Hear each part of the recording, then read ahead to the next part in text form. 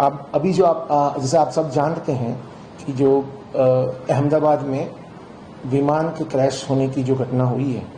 उसमें इसके सवार जो पैसेंजर्स थे उन सभी की मृत्यु हुई है। तो उस घटना में व्यक्ति का पार्थिव देह उनके जो परिवारजन हैं उनको देने की प्रक्रिया में डीएनए परीक्षण एक खूब अहम भूमिका रखता है, क्योंकि हम उसी परिवार को उसके ही जो स्नेहीजन था उसका हम ये जो पार्थिव देह है उनको सौंप सकते हैं और उनकी जो अंतिम क्रिया है उसको वो कर सकते हैं। जैसे आप जानते हैं कि ये जब एक्सीडेंट हुआ तो उसमें बहुत बड़ी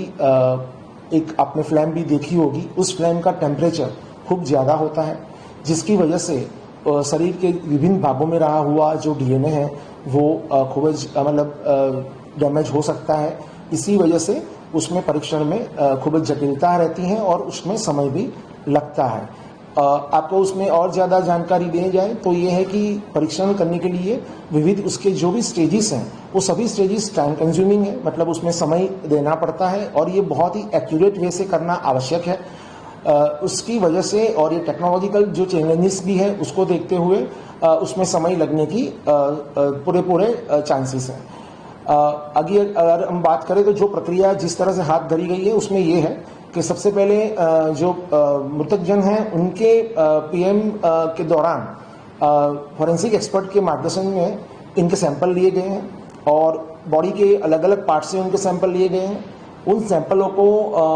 आइडेंटिफाई करके प्रॉपरली उनको पैक करके एफएसएल में भेजा जाता है और उसके बाद में जो उनके परिवारजन हैं उनका अलग से डॉक्टर एक उनका डीएनए का एक जो फॉर्म होता है उसमें फिलअप करके उनकी क्या रिलेशनशिप है जो पैसेंजर जो भी हैं उनके साथ में मिलान करके मतलब उन फॉर्म में डाल के फिर वो हमें भेजते हैं। दोनों का अलग अलग पद्धति से डीएनए परीक्षण होता है और दोनों के जब डीएनए की प्रोफाइल आ जाती है उन प्रोफाइल को मैच करने के बाद हम ये आपको मतलब परिवारजन को हम उनका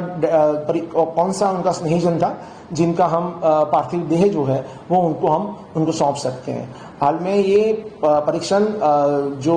हो रहा है उसमें 36 से 48 घंटे की संभावना मतलब समय लगता है और उसकी वजह से एक सैंपल में आपको ज़्यादा मतलब टाइम लगता है, लेकिन अभी वो बैच वाइज चल रहा है। इसमें एक एक बैच से जैसे जैसे परीक्षण आएंगे फिर उसका मैचिंग किया जाएगा और मैचिंग करने के बाद में हम ये जो उनका पार्थिव देह है वो उनको सौंपने की हम जो सिविल हॉस्पिटल और पुलिस की जो एजेंसियां हैं वो उनको आरंभ करेंगे और अभी जो हमें इंफॉर्मेशन मिल रही है उस हिसाब से उनको पार्थिव देह को देने की प्रक्रिया भी शुरू हो चुकी है। तो कुल मिला के ये है कि ये डीएनए परीक्षण जो है वो वैज्ञानिक ऐसी पद्धति है जिसमें आप व्यक्ति की सचोट पहचान कर सकते हैं और ये जटिल प्रक्रिया है जिसके अंदर समय काफ़ी लगता है और उसके बाद ही हम जब ये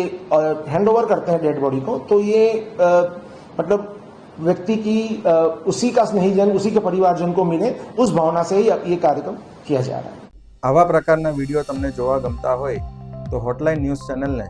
लाइक, शेर और सब्सक्राइब करो।